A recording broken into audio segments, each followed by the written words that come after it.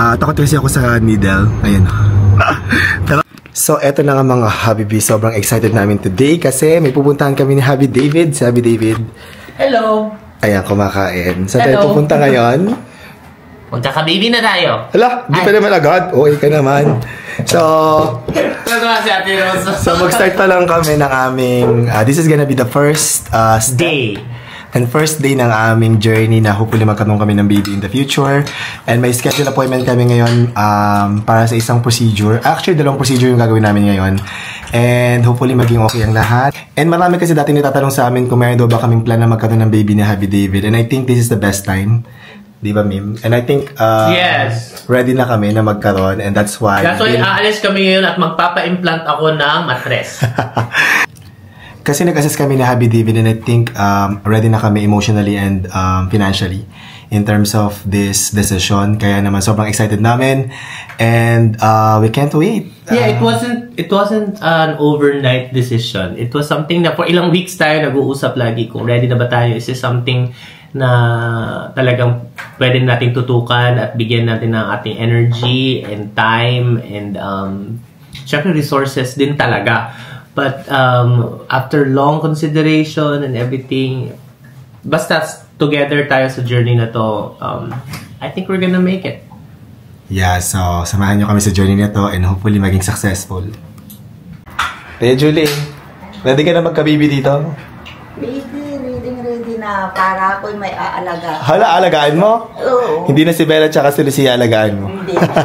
Pag nagka-baby dito. Hindi ko nakakargahin si Bella. Oo, iba nakakargahin mo. Tia Julie, kargahin mo kaya ako at ako ay baby din naman. Ala? Hindi naman, magkagito pa sa akin. Ikaw ate, mas ready ka na magka-baby dito? Opo, sir. Ala, oh my God. Masaya po kasi pagka may baby. Baby, oh my God, o diba? Parang buo talaga yung family. Marami mag-aalaga ng baby natin pag nagkaroon na tayo ng baby. Handa na ako magbuntis. La. Ay. So malapit na kami sa hospital na pupuntahan namin ni Habi David kasi yung first procedure namin is laboratory tayo na test called karyotyping. Yes. Ano ba yung karyotyping, ma'am? Kukunan tayo ng dugo and then itetest sila for any potential na mga genetic disorders and abnormalities na potential maipapasa mo sa bata. Oo, para at the onset alam natin kung ano yung mga kung may potential risk pa and all of that para ma-explain lang maayos sa amin. And para mapaghandaan if ever. Yes. Ready ka na magpag-blood extraction? Apa. Takot ka, no? Yes. Takot ka sa mga needles? Yes, okay. You're scared about anything hospital? So, kakatapos na naming blood extraction for the karyotyping test. Takot ka? Takot kasi ako sa needle. Ayun. Pero okay lang, hindi naman pala ganun kasakit. And then, next naming procedure is sperm analysis. So, andito na kami sa Asia IVF. Yeah, nandito kami sa Centuria Medical sa Makati and punta kami ng clinic ng IVF Asia. So, we're here na sa Fertility Philippines. Yan, dito tayo mag-semen analysis. Yes.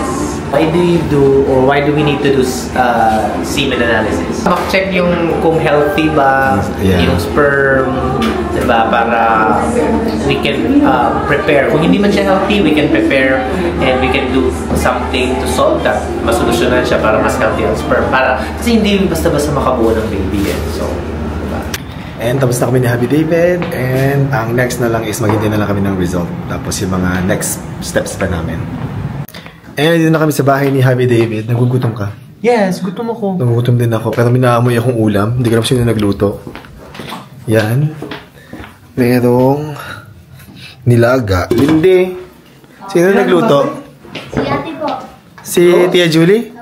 Si Tia Julie. Nilaga ano? Nilaga po yan. Ayan, kain tayo, Mim. Si Tia Julie talaga ay nanay na nanay. Yes. Tsaka masarap din magluto si Tia Julie. Kain tayo ng nilaga.